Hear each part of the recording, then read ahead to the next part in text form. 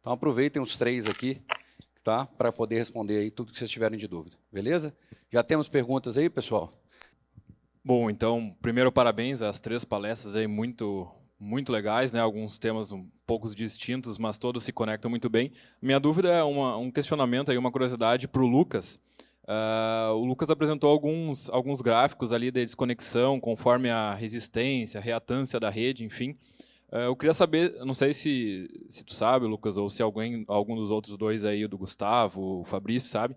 Tem algum levantamento a nível nacional de resistência, reatância aí de alguns pontos de conexão rural, urbano, enfim, nas regiões do Brasil? Porque eu vi que tem alguns testes com um ohm de resistência, reatância, 0,4, 0,25, enfim.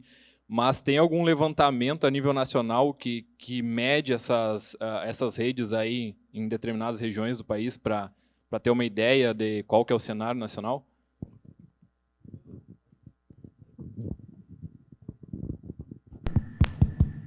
Certo? Um levantamento, não que eu tenha visto um levantamento desse tipo, mas é algo que, inclusive, os fabricantes de inversores, nos seus monitoramentos, poderiam fazer esse levantamento.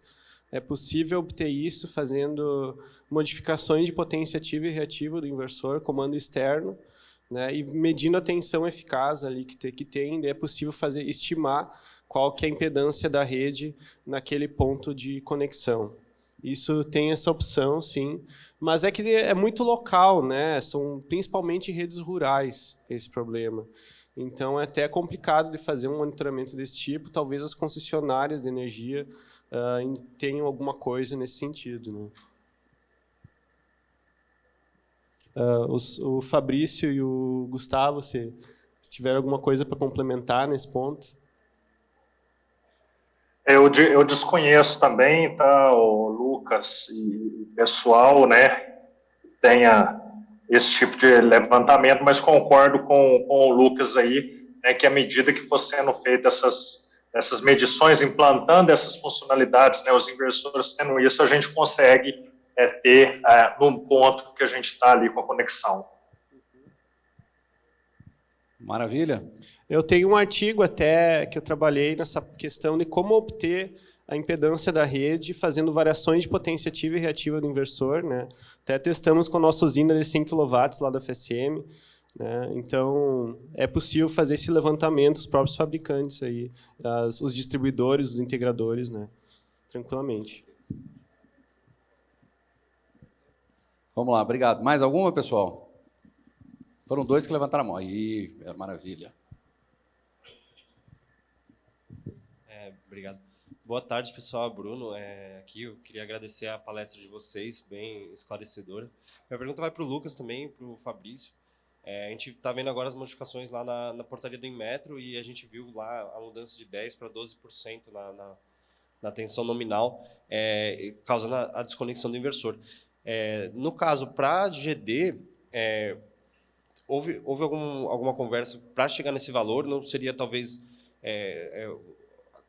o caso de prestar o suporte reativo, às vezes, para o ponto de conexão? Não teve... Porque pode se falar que dar um suporte reativo ali no ponto, você vai perder potência ativa. Não, você vai perder realmente a desconexão, né? Quando há desconexão, né? Foi debatido isso? Vocês têm alguma...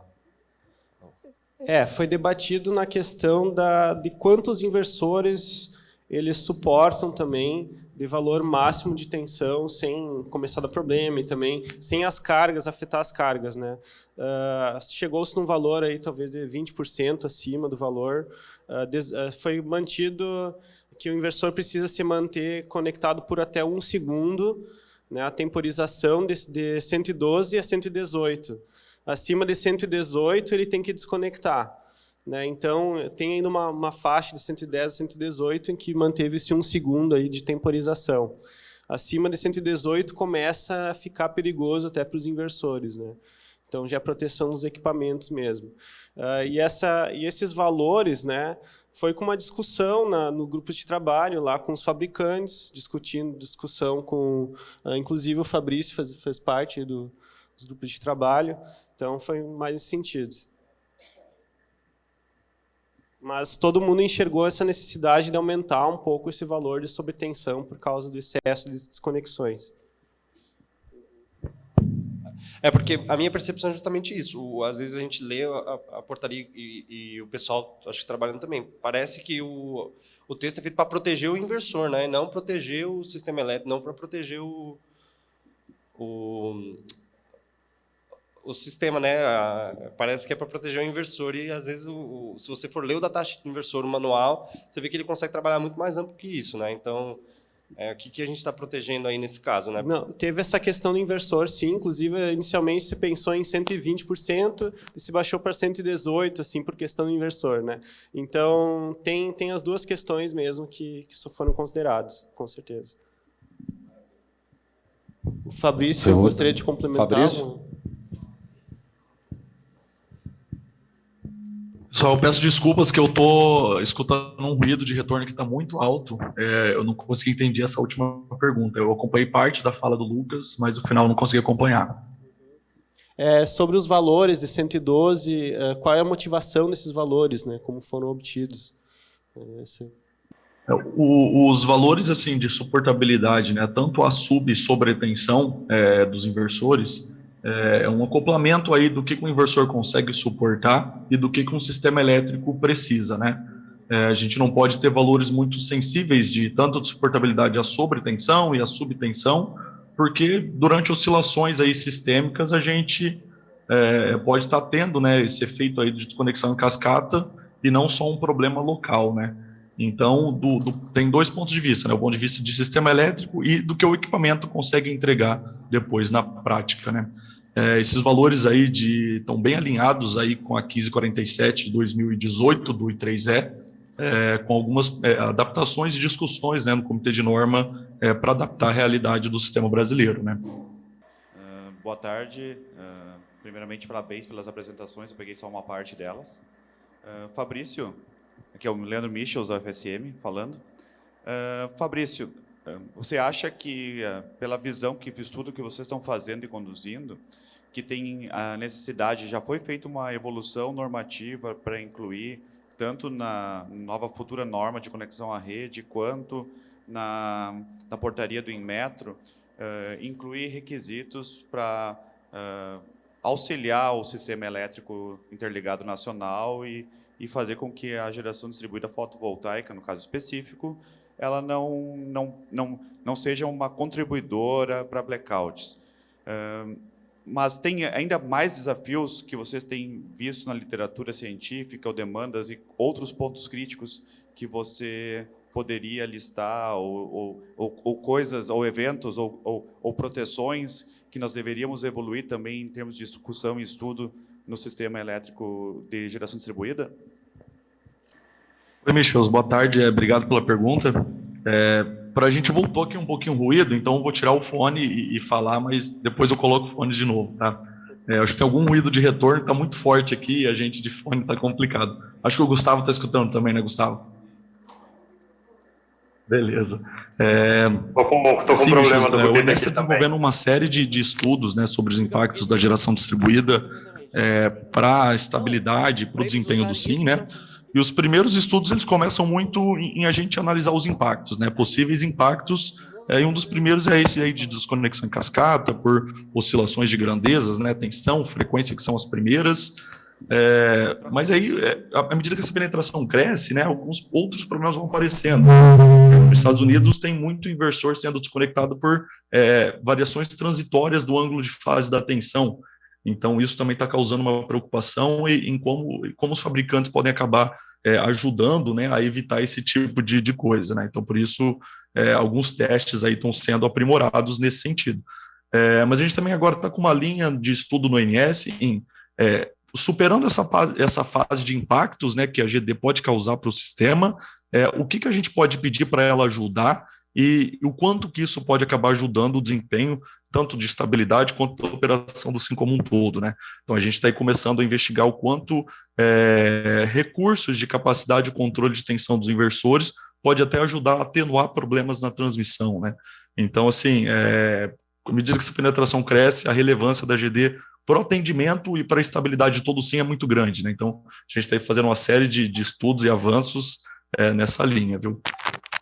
Opa, boa tarde, Fabrício. Me chamo Etevaldo, eu sou engenheiro eletricista, né? Eu vi aí que tu falou na questão da desconexão, né, em cascata das GDs aí. A gente vê no sistema de distribuição de energia que tem os religadores automáticos, né? Quando eles percebem as intermitências no sistema elétrico, eles conseguem isolar a área e deixar menos atingidas as pessoas por esse problema. Eu quero saber se, nessa mesma tecnologia que os religadores utilizam, os inversores eles também têm que utilizar para poder não trazer bastante problema para o sistema de interligado nacional. Obrigado pela pergunta. Voltou de novo um pouquinho de ruído aqui para a gente.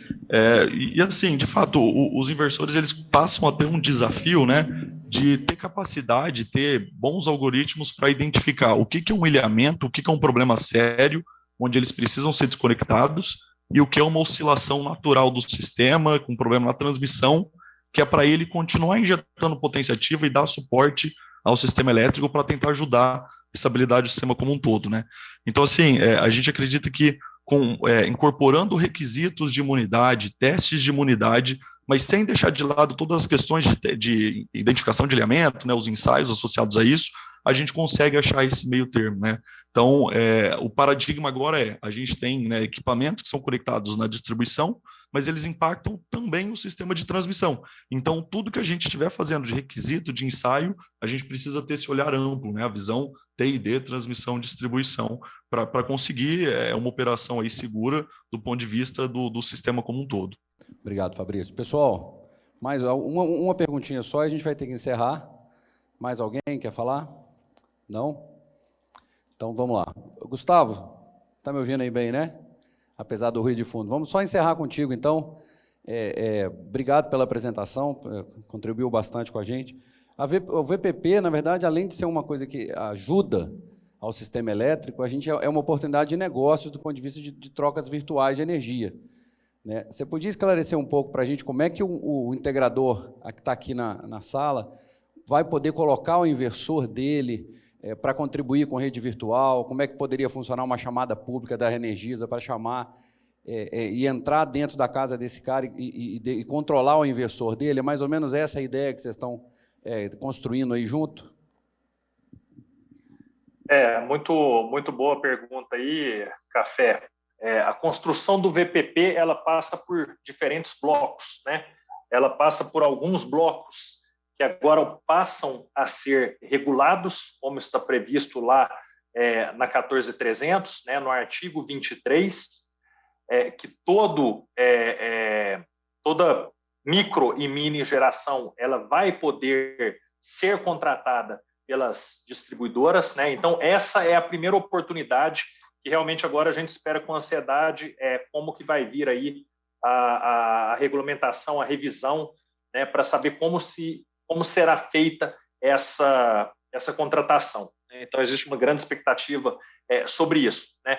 A resposta é que sim, a partir do momento que o integrador ele tem um inversor, né, ou o proprietário, o prosumidor, vamos falar dessa forma, que esse inversor permite uma comunicação de forma remota e uma atuação direta nela, e que sejam inversores que não somente façam injeção de potência ativa, né, a depender do local, isso vai ser de interesse ou não. Então, esse é o primeiro passo, né? É um dos blocos do VPP. O VPP ele tem o DSO, ele tem a interface com o usuário, e ele tem a questão que esse sim talvez esteja mais longe, né? Que é a questão de se fazer a comercialização, e hoje a nossa regulamentação não permite esse tipo de coisa, mas eventualmente isso pode evoluir. Então, a oportunidade que existe nesse momento que eu vejo, sobretudo falando apenas de fotovoltaico, tá? Não vou nem entrar no mérito do armazenamento, seria esse de permitir, tá? E isso é possível, nós já fazemos isso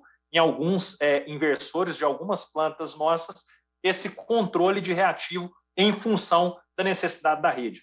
O que vai ser essencial, primordial? Vai ser a comunicação, a interface desse inversor, desse prosumidor, né, justamente com o centro de operação das distribuidoras. Esse talvez é o maior desafio que vamos ter que vencer aí a parte de comunicação, a parte de segurança cibernética e etc., uma vez que esse prosumidor ele passa a ser um elemento ativo da rede de distribuição, assim como tantos outros que os distribuidores eles operam.